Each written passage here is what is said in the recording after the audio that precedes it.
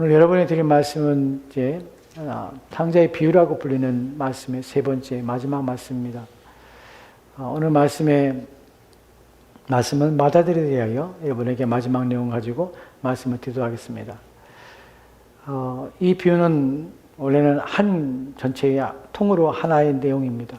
세 번에 나눠서 말씀을 드리는 이유는 각각의 의미가 있기 때문에 말씀을 드리고, 오늘 말씀의 결론을 통해서 이 비유의 핵심 내용이 무엇인가, 그리고 주인공이 누구인가 하는 것도 여러분이 아시게 될 것입니다. 우리는 첫 번째 시간에 둘째 아들에 대해서 말씀을 드렸습니다. 둘째 아들이 아버지에게 재산을 요구하는 그 의미가 무엇인가를 살펴봤습니다. 그럴 수 없음에 그렇게 한 것입니다. 아버지의 재산은 재산을 달라는 것은 아버지 죽으라는 말이고, 또 아버지의 재산은 아버지의 생명이었습니다. 그 생명을 낭비하며 허비했던 둘째 아들. 그 둘째 아들에 대하여 우리 말씀을 통해 살펴봤고, 두 번째 아버지입니다. 그런 아들을 기다리시는 아버지, 그런 아들을 용서하시는 아버지, 그런 아들에 대하여 아버지는 무엇을 반응했습니까? 5가지의 동사를 통해서 우리는 아버지의 마음을 알았습니다. 아버지는 보는 아버지였습니다. 본다는 것은 기다리는 아버지였습니다. 자신의 둘째 아들의 성품과 성격을 너무나 잘 아시는 아버지. 그래야 그 아들을 목 빠지게 기다리며, 두 번째로는 측은히 여기는 아버지. 그 아들을 불쌍히 여기는 아버지. 자기의 살림을 나눠준 재산을 허비한 그 아들을 불쌍히 여겨 마음이 아파하는 아버지. 그리고 달려가는 아버지. 그 아들이 혹시 멈출까? 혹시 수치심에 뒤로 돌이킬까? 그 아버지는 그 아들을 향하여 달려가는 아버지. 그리고 그 아버지는 달려가서 온몸을 날려 그 아들의 목을 안는 아버지. 그 아들을 끌어안으며 그 아들에게 자신의 사랑함을, 자신이 그 아들을 원하고 있음을 보여주며 드러내시는 아버지. 그리고 그 더럽고 냄새나는 그 아들의 그 흉한 몰골에 끊임없이 입을 맞추는 아버지. 이것이 아버지였습니다. 그분이 바로 우리 하나님이십니다. 우리는 이런 사실들을 늘 기억해야 합니다. 하나님 어떤 분이신가? 우리가 한 걸음 하나님 앞에 내디딜 때 하나님은 10걸음 우리 가운데 다가오신다는 사실을 기억합시다. 오늘 우리는 이제 마지막 내용, 마지막 첫 번째 아들의 내용에 대해 살펴볼 것입니다. 우리가 아들이 돌아왔을 때 아버지의 모습을 먼저 보도록 합시다. 23절과 24절 말씀을 보면 이렇게 기록되어 있습니다. 22절 23절입니다. 같이 읽도록 합시다. 시작. 아버지는 품꾼들에게 이르되 제일 좋은 옷을 내어다가 입히고 손에 가락지를 끼우고 발에 신을 심기라. 그리고 살진 송아지를 끌어다가 잡으라. 우리가 먹고 즐기자. 여기에 몇 개의 동사가 나오는데, 내어다 입히고, 그 다음에 가락지를 끼우고, 신을 신기우고, 살진 송아지를 끌어다가 잡으라. 우리가 먹고 즐기자. 이 아들을 복원시키는 아버지. 이 아들에게 제일 좋은 옷을 내다 주는 아버지. 그리고 손에 손가락질을 끼워 자신의 아들임을 증명하는 아버지. 그리고 발에 신을 신기우는 아버지. 살진 송아지를 잡아서 그 잔치를 베푸는 아버지. 이것이 우리 하나님이십니다. 자기의 생명을 이렇게 낭비한 데 불구하고 자신에게 돌아오는 자를 거부하지 않으시는 아버지. 자신에게 나오는 자를 내치지 아니하시는 아버지. 그분이 우리 하나님이십니다. 그래서 성경은 이렇게 말합니다. 내게 나오라. 내게 나오라. 하나님은 기다리고 계십니다. 그리고 24절 말씀에 보면 이렇게 기록되어 있습니다. 제가 읽겠습니다. 이 내 아들은 죽었다가 다시 살았고 내가 잃었다가 다시 얻었노라. 그들이 즐거워하더라. 아버지의 마음속에는 이 아들은 죽었던 아들입니다. 죽었다는 것은 이 아버지가 이 아들을 잃어버렸다는 것이 아니라 자기를 떠나버렸기에 이 아버지는 자기를 떠나버린 아들이기 때문에 이 아버지는 아들이 지금 없어진 것입니다. 그게 죽었던 것입니다. 그런데 다시 살아 돌아온 것입니다. 그리고 잃어버렸다가 찾은 아들입니다. 그래서 즐거워하는 아버지입니다. 우리가 비유가 여기까지 끝나면 이 비유는 해피엔딩으로 끝이 납니다. 근데 이 비유는 해피엔딩이 아닙니다. 이 비유의 내용 속은 결국은 새드로 끝나고 그 다음에 결국은 오픈된 가운데 이 비유가 끝이 납니다. 그리고 이제 클라이막스에 이 비유가 시작됩니다. 이제 갈등과 그다음 분열과 분냄과 다툼과 마음의 상함과 하는 것들이 이제 드러납니다. 그래서 고통스러워하는 것이. 25절에 보면은 이제 제가 읽겠습니다. 맏아들이 이 얘기가 나옵니다. 맏아들이 밭에 있다가 돌아와 집에 가까이 왔을 때 풍악과 춤추는 소리를 듣고 멈춥니다. 그래서 우리는 이렇게 얘기할 수 있습니다. 멈추어 있는 아들, 집으로 들어가기를 거부하는 아들, 거기에 서 있는 아들, 이것이 맏아들입니다. 그리고 이 소리를 듣고 이 아들이 종을 보냅니다. 26절을 보면 종을 보내서 무슨 일인가 물으라 합니다. 왜 이런 일이, 무슨 일 때문에 풍악을 울리고 지금 이 즐거운 소리가, 환호성이 잔치의 소리가 들리는가 묻습니다. 그리고 27절 말씀에 돌아온 종이 보고하는 내용이 있습니다. 대답하되 당신이 동생이 돌아왔음에 당신의 아버지가 건강한 그를 다시 맞아들이게 됨으로 인하여 살진 송아리를 잡았나이다 하니, 이 이야기를 듣는 아들 멈춰 서 있고 종을 보내며 집에 들어가기를 거부하며 그리고 그 이야기를 듣습니다. 당신의 동생이 돌아왔습니다. 건강한 모습으로 돌아와서 아버지가 살찐 송아지를 잡아 잔치를 벌이고 있습니다. 이 이야기를 듣습니다. 그리고 이제 이 아들이 첫 번째 반응이 나옵니다. 28절 말씀을 봅시다. 그가 노하여 들어가고자 하지 아니하거늘 아버지가 나와서 권한대 들어가지 않습니다. 왜냐하면 화가 났기 때문에 그렇습니다. 노합니다. 분이 나고 진노가 일어나고 화가 일어나서 그것을 참을 수가 없는 마음을, 격한 마음을 가지고 있습니다. 이 큰아들은. 이 큰아들의 분노는, 이 끓어오르는 이 분노는 두 가지 이유 때문에 그렇습니다. 그것이 29절, 30절 말씀에 이렇게 기록됐습니다. 아버지께 대답하여 이르되, 첫 번째 내용입니다. 내가 여러 해 아버지를 섬겼습니다. 여러 해 아버지를 섬기면서 명을 어긴 적이 없거늘 내게는 염소 새끼라도 주어 나와 내 벗으로 내 친구들과 함께 즐겁게 하신 날이 없었습니다. 이것이 첫 번째 분노의 이유입니다. 내가 여러 해 아버지를 섬기며 명에 순종했습니다. 하나라도 어긴 적이 없이 지킨 것 지켰습니다. 그런데 염소 새끼라도 주어서 내 친구들과 함께 나로 하여금 즐겁게 하신 적이 있습니까? 두 번째 분노의 내용입니다. 아버지의 살림을 창녀와 삼켜버린 이 아들이 돌아오매 이를 위하여 살진 송아지를 잡으셨나이다. 아버지의 살림을 창녀와 함께 다 삼켜버린 이 아들이 돌아왔는데 그 아들을 어떻게 받아들일 수 있습니까? 어떻게 그것을 내버려두며 이렇게 잔치를 베풀 수 있습니까? 책망하여야 마땅하지 않습니까? 아버지 화를 내며 분노해야지 마땅하지 않습니까? 그런데 살진 송아지를 잡아서 그 아들을 위해 잔치를 베품이 어찌입니까? 왜 나는 이렇게 대하고 왜 그렇게 아버지의 살림을 창기와 함께 삼켜버린 이 아들에 대하여는 왜 다르게 대합니까? 나는 비교와 또한 자기 자신에 대한 억울함을 가지고 있습니다. 그래서 분노하는 것이에요. 이 분노의 대상이 누구입니까? 둘째 동생이 아닙니다. 아버지입니다. 아버지는 내게 한 번도 염소 새끼라도 주어서 내 친구들과 함께 즐기라고 주신 적이 없습니다. 아버지는 아버지의 살림을 창녀와 함께 다 삼켜버린 이 아들을 돌아오게 하셨습니다. 그리고 잔치를 베푸고 계십니다. 아버지 옳은 것입니까? 아버지 왜 그러신 것입니까?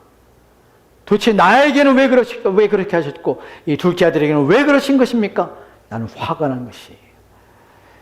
이 화에 대하여 우리는 이 내용들만 보면 이 첫째 아들의 이 분냄이 이해가 되기도 합니다. 어떻게 나한테는 이렇게 대하시고 어떻게 이 둘째 아들에게는 이 아들에게는 왜 아버지는 관대하실까? 이 아버지는 편애하시는 아버지인가? 편견을 가지신 아버지니까? 이 아버지는 누구에게만 엄격하게 대하고 누구에게나 하나님 자비하신 아버지인가? 이 아버지는 삐뚤어진 아버지인가? 도대체 나에게는 왜 이렇게 엄격한 잣대를 가지고 대하실까? 하는 것이 이 아들이 가지고 있는 상함입니다. 마음의 상함. 누구를 향해서? 아버지에 대해서. 정말 아버지가 그런 아버지입니까? 이제 아버지 얘기를 봅시다. 정말 그런가? 이제 우리가 살펴볼 내용은 아버지가 어떤 분인가? 이 아들에 대하여 아버지가 어떻게 하시는가? 이 큰아들이 아버지를 대하는 방식입니다. 우리가 아까 읽었던 28절 말씀 보도록 합시다. 제가 읽겠습니다. 노하여 들어가고자 하지 않아거든 바깥에 서 있는 것이, 집 바깥에 들어가서 바깥에 서 있는 것이, 멀찌감치 떨어져 있는 것이 안 들어가고 있습니다. 아버지가 나와서 권하고 있습니다. 본문에서의 권한다는 것은 간청하며 빌다는 것이, 아버지가 나와서 간청하고 있습니다. 자신의 아들에게 간청합니다. 빌고 있습니다. 얘야 들어가자 하고 있는 것이에요. 이 아버지가 만약 권위적인 아버지라면, 이 아버지가 만약에 차별하는 아버지라면, 이 아버지가 만약 마음이 굳은 아버지였다면, 이 아들에 대하여 편애하며 편견을 가지고 있는 아버지였다면 절대로 맏아들이 이렇게 할 때에 아버지가 나와서 집 밖에 나와서 머물러 있는, 들어오기를 거부하고 있는 이 아들에 대하여 간청하지 않습니다. 이 불효막심한 아들에 대하여 아버지는 불같이 화를 냈을 것입니다. 간청하고 있어요. 우리가 첫 번째에 이 비유를 들을 때에 우리는 2000년의 시간의 갭을 뛰어넘어서 그 당시의 문화를 봐야 되고, 또한 그 당시의 문화는, 우리가 성경을 읽을 때의 생각에 대해 문화는 아시아 문화권입니다. 아시아 문화권의 당시에 아버지는 권위적입니다. 아버지는 모든 결정할 수 있는 권한을 가지고 있는 분입니다.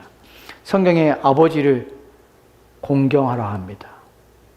심지어 이렇게 말합니다. 아버지에 대하여, 부모에 대하여 불공경하거나 부모에 대해 욕을 하거나 부모를 멸시하는 자는 돌로 쳐 죽이라고 합니다. 당시의 문화가 그렇습니다.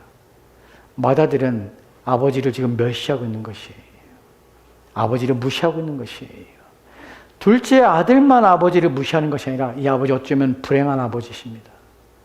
자기의 맏아들이 바깥에 서 있는 걸 알고 있는데 분명히 아버지가 지금 안에 잔치를 베푸고 있을 때는 아들은 들어와야 되는 것이에요. 아버지가 권위적이며 아버지에 대하여 인식한다면, 아버지를 멸시하지 않는다면 들어와야 되는 것이에요. 아버지가 나왔습니다. 그리고 아들에게 가서 권합니다. 간청합니다. 아들아 들어가자 얘기할 때 아버지의 말에 순종해야 됩니다. 들어가야 되는 것이에요. 아버지를 멸시하면 안 되는 것이에요. 당시의 문화 속에서 아버지를 멸시하는 것은 죽음이에요. 내 아버지는 버티고 있습니다. 그리고 아버지를 멸시하며 무시하고 있는 것이에요. 이 아들은 온전한 아들이 아니에요. 이 큰아들은 둘째 아들과 똑같은 것이에요. 아버지에 대해서 무시하고 있습니다. 이제 아이들이 아버지를 대하는 방식이 있어서 얼마나 멸시하는지를 우리가 아까 읽었던 29절 30절 말씀에서 이렇게 표현한 것을 보게 됩니다.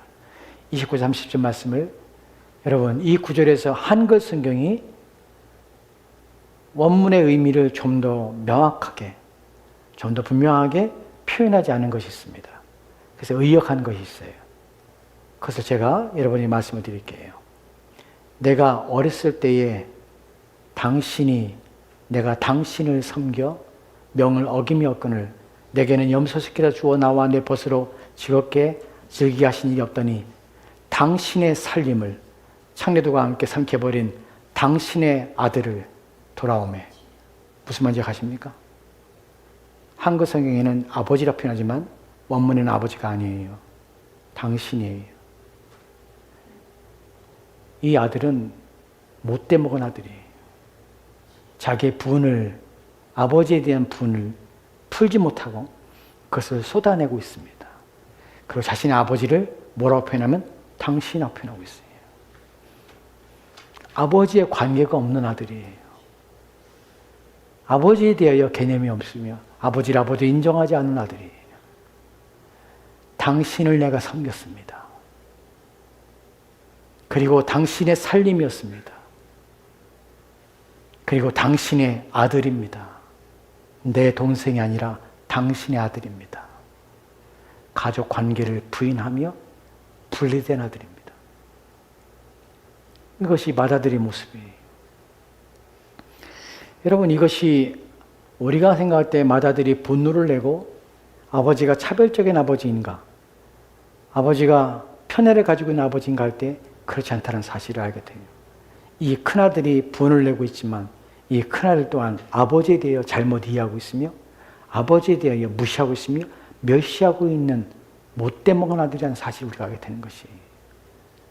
이 아들은 자신의 아버지와 관계가 없어요. 같이 있지만 관계가 없어요. 이 아버지에 참여하지 않아요. 그런데 이 아버지는 어떤 아버지냐면 이 아들에 대하여 이렇게 말을 합니다. 31절 말씀면 이렇게 기록되어 있습니다. 제가 읽겠습니다. 아버지가 이르되 예, 너는 나와 항상 함께 있었으니 내 것이 다 내 것이로되. 너는 항상 나와 함께 있었다. 그리고 내 것이 다 내 것이로되. 아들이 말을 했습니다. 당신을 내가 섬겼습니다. 당신의 살림을, 당신의 아들이 다 말아먹고 하는데 나는 표현 속에서 아버지는 화를 내지 않습니다. 자신이 멸시받고 있음에 불구하고 이 아버지는 그 아들에 대해 진노하지 않습니다. 내가 감히 나한테 이런 표현을 써? 내가 너와 함께 있었고 내가 내 모든 것이 내 것이었는데 내가 감히 나한테 이런 표현을 써? 이런 말을 할 수 있어? 내 입이 지금 무슨 말을 하고 있는지 너는 알고 있니? 라고 말하지 않습니다. 오히려 아버지는 더 부드럽습니다. 예, 너는 나와 항상 함께 있었고 내 것이 다 내 것이로되. 여러분, 큰아들이 아버지를 오해하고 있는 것이에요.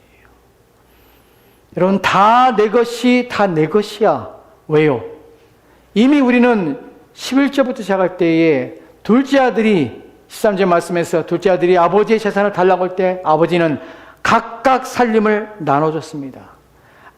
큰아들의 살림을 큰아들에게 나눠준 것이에요. 그런데 큰아들은 그것이 자기 것이라고 생각하지 않은 것이에요. 그리고 뭐라고 하면 당신의 것이라고 생각한 것이에요. 제 아버지의 관계 속에서 이 아들은 오해하고 있는 것이에요. 아버지에 대하여 오해하고 있는 것이에요. 아버지에 대하여 다른 생각하고 있는 것이에요. 아버지가 다시 얘기합니다. 너는 나와 함께 있었고 또한 내 것이 다 내 것이야 라고 확인시켜 주는 것이에요. 여러분, 아버지와 함께 있을 때 이 아들은 그것이 모든 것이 자신의 것이라는 사실을 인식하지 않은 것이에요. 그리고 그 모든 것이 아버지와 함께 있는 순간 그 아버지의 모든 것은 내 것이 된다는 사실을 아들은 인정하지 않은 것이에요. 무슨 말입니까? 이 아들에게 있어서는 가장 중요한 부분이 자기 아버지가 가지고 있는 것, 아버지와 함께 있는 것이 얼마나 복된 것인가를 인식하지 못한 것이에요. 이 자애롭고 자비한 아버지와 내가 함께 있는 것이 얼마나 내가 기쁜 것인가 하는 것을 이해하지 못한 것이에요. 내가 이 아버지를 섬기며 이 아버지의 일을 하며 이 아버지와 함께 거한다는 사실이 내가 얼마나 유익한가 하는 것을 기억하지 못한 것이에요. 둘째 아들의 비애가 무엇이냐면 이 자비로우시고 자애로운 아버지를 떠나버린 것이 둘째 아들의 비애예요. 비극은 이 아버지를 떠난 것이 비극이었고 또한 복된 것은 이 아버지와 함께 있는 것이 복된 것이에요. 우리 신앙에 있어서 이 맏아들이 주는 우리 가운데 주는 교훈은 아버지로 상징되는 이 하나님은 우리가 이 하나님과 함께 있는 것으로 우리는 족한 것이에요. 왜냐하면 우리가 그분과 함께 있을 때 그분의 모든 것들을 우리의 것이 되는 것이에요. 하나님은 우리가 이렇게 말씀하십니다. 내가 너희의 산업이고 내가 너희의 기업이라고 말씀하십니다. 즉 하나님이 우리의 기업이 되고 하나님이 우리의 산업이 되시는 것이에요. 그분이 가지고 있는 모든 것들을 우리 가운데 주시는 것이에요. 너희의 것이 되게 하리라고 약속하신 것이에요. 우리가 로마서 8장에 말하는 것처럼 자신의 아들의 십자가에 죽기까지 하신 그분이, 아끼지 아니하고 주시까지 하신 그분이 무엇을 더 너희를 위하여 아끼겠느냐라고 말씀합니다. 그렇습니다. 우리가 믿는 하나님은 우리 가운데 풍성하신 하나님이십니다. 우리의 유익이 되는 것이라면 조금 더 아끼지 아니하고 베푸신 하나님이십니다. 우리가 그분을 멸시하며 때로는 무시한다 할지라도 그것에 대하여 우리 가운데 그 행하는 모든 행에 대하여 일일이 갚으시 않으십니다. 그것을 눈에 보이는 대로 우리를 책망하지 아니하시고, 우리가 죄를 지을 때마다 그대로 죄에 대한 대가를 바로 징계하지 아니하시고 인내하시며 기다리시는 하나님이십니다. 끊임없이 우리가 용서를 빌면 그분 앞에 나오면 받아들이시며 수용하시며 참으신 하나님이십니다. 이 아들이 모르고 있는 것이 그것이에요. 내가 아버지와 함께 있는 것이 복이구나. 누가 어떻게 할건 다른 사람에 대해서 비교하지 아니하고, 둘째 아들이 무엇을 할건 그것에 개의치하냐고, 내게 유익한 것이 무엇이냐면 내가 아버지와 함께 있는 것이 유익한 것이에요. 여러분, 다른 사람이 유익한 문제가 되는 것이 아니에요. 죄인인 가운데 그들의 삶이 어떤 삶을 살건 그것이 문제가 되냐래. 하나님, 저들이 저렇게 살아도 그냥 내버려 두십니까? 이렇게 살아도 내버려 두십니까? 왜 하나님 그들을 받아들입니까? 지금 바리새인과 서기관들이 예수님께 요구하는 것이 바로 그것이거든요. 왜 죄인들을 받아들이십니까? 왜 세리와 죄인들과 함께 먹습니까? 그들과 함께 먹는 것을 불편합니다. 그러지 마십시오 라고 말하는 것이에요. 바로 첫째 아들의 모습입니다. 아버지, 그러지 마십시오. 나는 아버지를 위해 충성하였습니다. 나는 아버지를 위해 헌신하였습니다. 아버지를 위해 살았습니다. 살고 있지 않습니까? 그런데 어떻게 나와 그들을 동일하게 사랑할 수 있습니까? 그러지 마십시오라는 요구예요. 여러분, 그렇지 않습니다. 그래서 무엇 때문에 그런 요구를 합니까? 비교의식, 상대적으로 내가 한 것에 대한 나의 의로움을 나타내며 나를 더 낫게 취급해달라는 요구입니다. 여러분, 더 중요한 것이 무엇입니까? 하나님과 함께 있는 것이 복이고, 내가 하나님의 일을 하며 하나님을 섬길 수 있는 것이 복이며, 그분과 가까운 교제 가운데 있다는 것이 복일 뿐입니다. 그것으로 모든 것을 누릴 수 있기 때문에 그래요. 다른 것이 필요 없어요. 이걸 알면 다른 사람이 어떠하든지 개의치 않습니다. 교회 안에서 비교하며 상대적인 우위와 상대적인 또한 열세와 이런 것들을 개의치 않습니다. 우리는 우리가 하나님과 함께 있는 것 때문에 복입니다. 내가 더 봉사할 수 있으면 더 복입니다. 이 아들의 모습 속에서, 큰아들의 모습 속에 보이는 것은 나는 더 헌신하였고, 나는 더 봉사했고, 나는 더 섬겼는데 어떻게 나한테 이럴 수 있는가 하는 부분입니다. 근데 그 아버지는 이렇게 말합니다. 나는 나와 함께 있었고 내 것이 다 내 것이야 라고 말하는 것이에요. 우리는 하나님과 함께 있었고 그 일을 함으로 말미암아 하나님을 즐거워하는 것이 내게 복인 것이에요. 그것과 다른 것과 비교할 수 없는 것이에요. 우리 아버지를 떠나는 것이 불행한 것일 뿐이죠. 내가 하나님을 더 섬길 수 있다면, 더 하나님을 위하여 일할 수 있다면, 더 하나님을 위하여 살 수 있다면 그것은 내게 복입니다. 내게 값진 것입니다. 왜냐하면 그것이 하나님께서 우리에게 주신 복을 주시는 방식이기 때문에 그래요. 히브리서 11장 6절 말씀이 이렇게 기록되어 있습니다. 제가 읽겠습니다. 믿음이 없이는 하나님을 기쁘시게 못하나니 하나님께 나아가는 자는 반드시 그가 계신 것과 또한 그가 자기를 창자들에게 상 주시는 자이심을 믿어야 할지니라. 여러분, 하나님께 가까이 나아가며 그분과 함께 있는 것은 복이고, 그분을 아는 것도 복이고, 또한 그분에게 나가는 자에게 상 주신 자임을 잊지 마십시오. 마다들은 그렇게 하지 않아도 상을 받는 거지. 마다들이 만약에 아버지의 말을 듣고 들어갔다면, 풍악소리를 들으며 자기의 동생이 들어왔다는 사실을 알고도 들어갔다면, 함께 기뻐했다면 더 큰 복이에요. 이 마다들에게는. 아버지의 인정을 받는 것이에요. 아버지의 기쁨이 되는 것이에요. 근데 그 기쁨에 참여하지 않는 것이에요. 그 즐거움에 참여하지 않는 것이에요. 이 마다들은 불행을 자초하는 것이에요. 여러분, 이 마다들에 대하여, 이 마다들이 이 아버지를 얼마나 오해하는지에 대하여 좀 말씀을 좀 드릴게요. 그 다음에 우리가 누가복음 11장 그 다음 구절 보도록 합시다. 우리 11장 36절 말씀인가요? 아버지가 이르되 예 너는 항상 나와 함께 있으니 내 것이 다 내 것이거든. 여러분 여기서 아버지가 아들에게 하는 말 속에서 예 너는 항상 나와 함께 있으니 예라는 표현이 아들이라는 표현이에요. 근데 아들이라는 헬라어의 단어는 두 가지 단어가 있습니다. 하나는 테크논이라는 단어가 있고 하나는 휘오스라는 단어가 있어요. 예수님께서 하나님의 아들이라고 표현할 때에 성경에서 하나님의 아들이라고 표현할 때에 휘오스라는 단어를 씁니다. 휘오스라는 단어는 성인 아들을 말해요. 그래서 휘오스는 어른된, 그래서 나의 아들 할 때에 아들이 바로 휘오스라는 단어입니다. 근데 이 아들은 장성한 아들이에요. 그럼 어떻게 써야 됩니까? 휘오스라는 단어를 써야 돼요. 근데 다른 단어를 써요. 테크노라는 단어를 써요. 테크노는 무슨 말이냐면 어린아이를 가리킬 때 표현하는 것이 부드럽고 자애로울 때에 얘야 라고 할 때 쓰는 것이 테크논이에요. 이 아버지가 진노하고 있는, 화를 내고 있는 자신의 아들을 대할 때 어떻게 하냐면 얘야 내 아들아 라고 표현하고 있다는 것이, 이 아버지는 이 아들을 초청하고 있는 것이 아들아 아들아 라고 부르는 것이에요. 근데 아들은 그것을 받아들이지 않는 것이. 또 하나 29절 말씀 보면 이렇게 기록됐습니다. 29절 보시죠. 합시다. 여기서 아버지가 대답하이르되, 내가 아버지에게 대답하되 처자들이 지금 얘기하는 것이, 화를 내는 것이, 내가 여러의 아버지를 섬겨 명을 어김이 없거늘 내게 염소새끼를 주어 나와 내 벗으로 즐겨 하신 일이 없더니. 여기서 이 아들이 첫째 아들이 가지고 있는 마음이에요. 아버지의 관계 속에서 아버지를 섬겨라는 표현이에요. 섬기다는 단어가 여기서는 be a slave예요. 무슨 말이냐면 노예예요. 노예. slavery.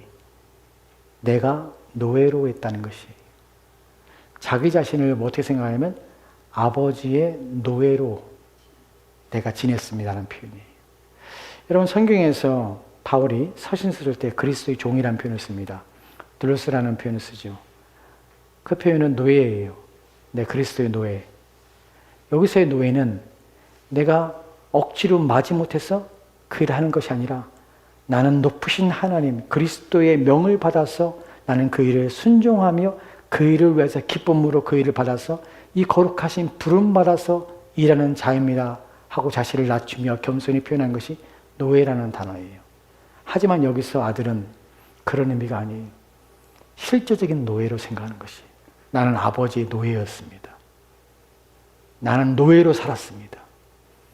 그래서 노예로 즐거움을 하나도 느끼지 못했던 것이, 나는 기쁨이 없었습니다. 당신의 노예이기 때문에. 우리가 하나님을 섬길 때에 우리 마음에 노예됨으로 섬기는 것이 아닙니다. 우리가 우리의 명을 받아 직분을 받아 그리스도의 일들을 할 때에 우리는 억지로 마지못해서 하는 것이 아니에요. 두렵거나 무서워서 하는 것이 아니에요.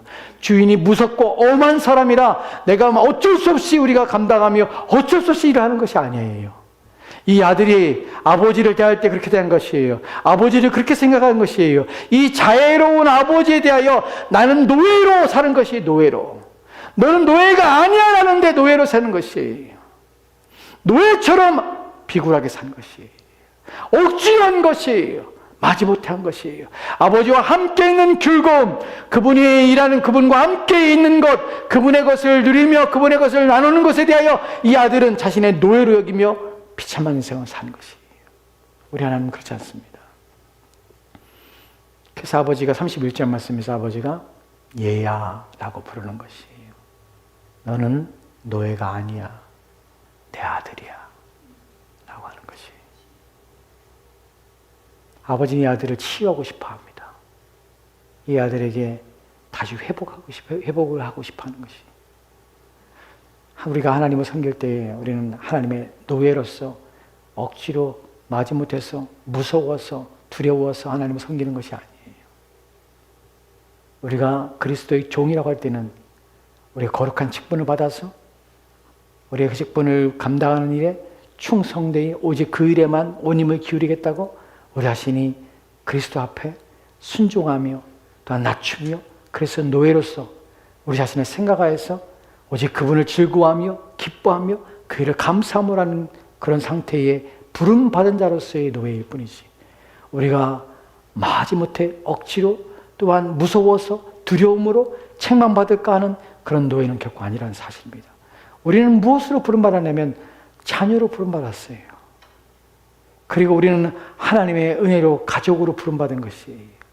우리는 모든 일을 할 때에 우리는 억지로가 아니라 기쁨과 즐거움으로 아버지 일에 참여함으로 우리는 일을 하는 것이에요. 그래서 거기서 우리는 은혜를 누리며 맛보는 것입니다. 왜냐하면 우리는 하나님의 자녀가 되었기 때문에 그런 것이에요.